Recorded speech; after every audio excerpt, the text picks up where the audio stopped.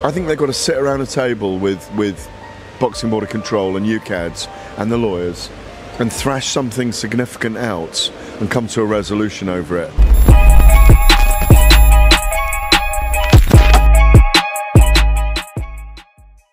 Let's talk about other news. What else is happening? Let's talk about, first of all, let's talk about Conor Benn. Oh God! Obviously, we've heard the news that you've just dunked your biscuit into your coffee fully. It's your biscuit, actually. I'll get you another one. No, I'll get myself another one so you can have it. Okay, let's talk about the whole Conor Benn news that's broken out. He has been resuspended and needs to go through. Resuspended? Yeah, needs to go through the UKAD process. Give me your thoughts on this. It has been a long time now, Gareth. We've been back and forth. It's been crazy turns on this story and this case. What do you make of the latest developments regarding Conor Benn? Right, I'm going to keep it plain and simple because it's very, very exhausting talking about this scenario. I've got nothing personal against Conor Benn. Absolutely nothing. I wish him all the best. I'm disappointed that the route they took. I'm disappointed that obviously he still proclaims his innocence, which is why he's gone down this route. But we're 2 months away from getting on for 2 years since this first test came to light. I think it was in the August of 2022. 3 months away.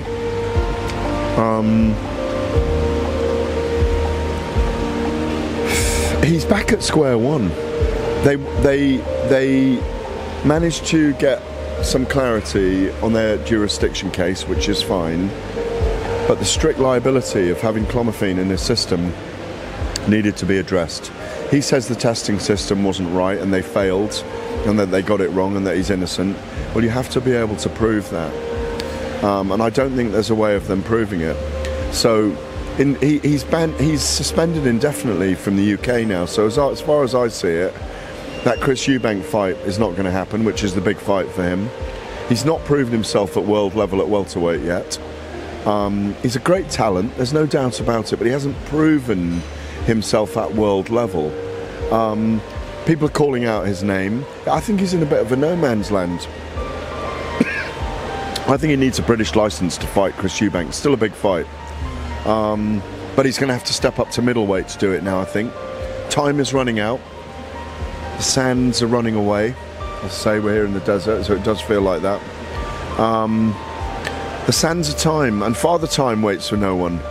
I think they've got to sit around a table with Boxing Board of Control and UKADs and the lawyers and thrash something significant out and come to a resolution over it. He may have to take a backdated ban. It might even be a 4-year ban if he can't prove anything. He's clearly put the noses out of joint at the Boxing Board of Control, and it's a bigger story. Can I have some bread as well, please? The food's arriving. And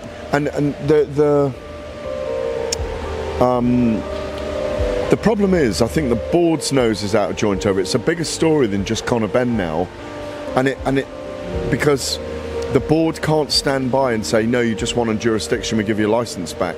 They've got to have the capacity in an inherently dangerous sport, when a banned substance turns up in someone's body, to demand strict liability in terms of the way they test the case. And they haven't had that yet, and they still haven't had that. So that the fullness of the case, thank you, that's brilliant, thank you. The fullness of the case has not been heard. And I think they're stuck. It's been badly managed and badly handled. And I think if you asked Eddie Hearn, he wouldn't do it that way again. If you asked Conor Benn, he probably wouldn't do that again. It's a very difficult scenario, but it's the worst area of our sport. You know, beyond people getting injured and fights being cancelled and the smoke and mirrors of matchmaking, which we don't get at the moment, or we get a tiny bit. It's just such a shame. It really is, and I don't think there's an answer to it right now.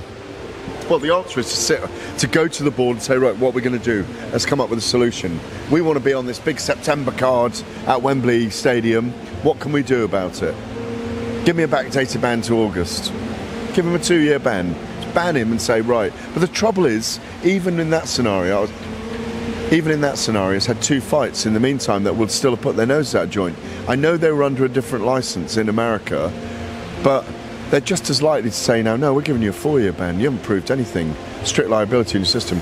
So he becomes the fall guy for a scenario that he should never really have wanted to be in. And yet he will still sit there with you, me now, and say, yeah, but you're talking about me, but I'm innocent. Mamma mia. That's the final one. I know your food's here, so we're going to make this one quick. Obviously, talking about drugs and talking about Ryan Garcia, we know that he's failed a test for Ostrine, the same drug that Amir Khan obviously failed as well, tested positive for. Sorry.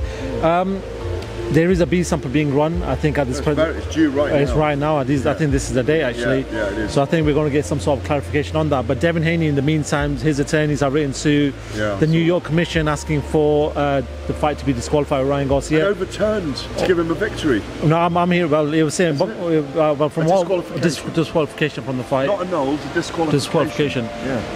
Do you think that can happen? No, I don't. We've got a whole case to run here for a start. Again, Ryan Garcia is screaming blue murder, but Ostrine has shown up in his system. You know, it's a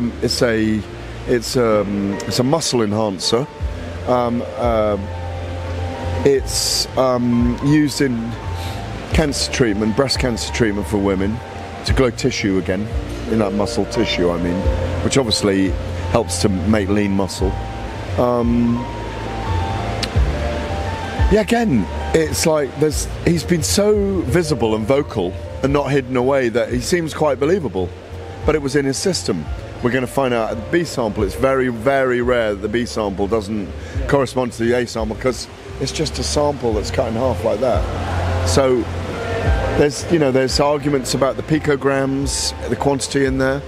Devin Haney and his team have put out stuff saying it's large in terms of the quantities. It's not tiny quantities.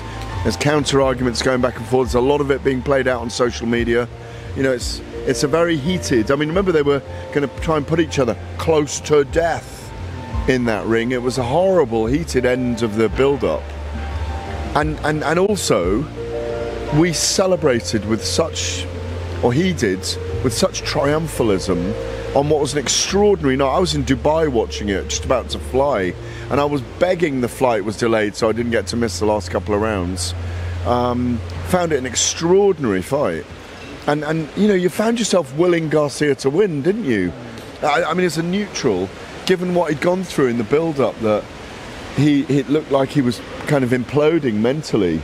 Although I said all along, leave him stay focused on his fight right now. I probably said it to you at some point, did I? I think so. To Jonathan. Just stay to Jonathan. Yeah, stay focused. Leave him. Don't pull him out of the fight. If he's having a hard time, training and being fit and going through this stuff is actually going to help him. It's when guys are taken out of that environment. He loves the limelight. You know, he's like a Hollywood star in boxing, isn't he? Again, do the due diligence. Find your testing process. Oscar De La Hoya has declared they're going to mount all the evidence. When I think Canelo was with him, when Canelo did his positive test for nandrolone, didn't he? It was nandrolone, wasn't it? And they did it with his hair follicles to prove the timing of it. They need to come up with evidence-based, scientific evidence-based process to verify him. And I'll tell you another reason why they need to do it. Of what I call now the six princes. You might even add Lomachenko to this. It might be the Magnificent Seven, let's say. Lomachenko, after a brilliant performance last weekend, for me he's back in the top 5 or top 10 pound for pound, no question. Lomachenko, Shakur Stevenson, Devin Haney, Gervonta Davis, Keyshawn Davis, Teo Lopez, and Ryan Garcia. Ryan Garcia is, it's a great, that group, because Gervonta and Lomachenko at 135 is a great fight. I think it's a fantastic fight because Lomachenko's got the skills to survive against Gervonta, and you know, it's just a brilliant fight. It's a super fight. I think people started talking about it as well. Ryan, you don't need him holding a belt to fight any of those guys to make a mega event. He's got those 12 million social media followers. He's pivotal in that group. Between 1980 and 1989, Hagler, Leonard, Hearns and Duran fought 9 times. So imagine these guys, the 7 of these guys, how many times they could fight up to say 20, 30. And they're, apart from Vasil, they're all in their like mid 20s and or a little bit less or a little bit more. So the potential there for major fights in America is just extraordinary. And imagine if His Excellency Turki Al-Sheikh suddenly said wholesale, I want that magnificent 7. And he's pretty much got everyone. If you count that August the 3rd card. So the ambition here knows no bounds at the moment, does it? They're moving into America. Noya Nui against Lomachenko maybe as well. Could we buy that? Oh yeah. Super featherweight maybe? Oh, I think that'd be amazing. Right, Gareth, it's been a pleasure. Is that it? It's been 28 minutes. Come all the way over here. No, it's not. It's 2. I'm around the corner, literally 2 minutes. Oh, did you run here today? No. It's too hot to run. It's 42 degrees out there. But listen, it's a pleasure. Your food's going to get cold. Your steak looks fantastic. So tuck into that. Steak and salads and lobster bisque. Lobster bisque. Nice. All right, Gareth, it's a pleasure. We are going to be at the grand arrivals later on. And no doubt, I'll speak to you then and I'll see you then. Top man. Sign up for me. There we go. Cheers. Gareth, appreciate that, mate.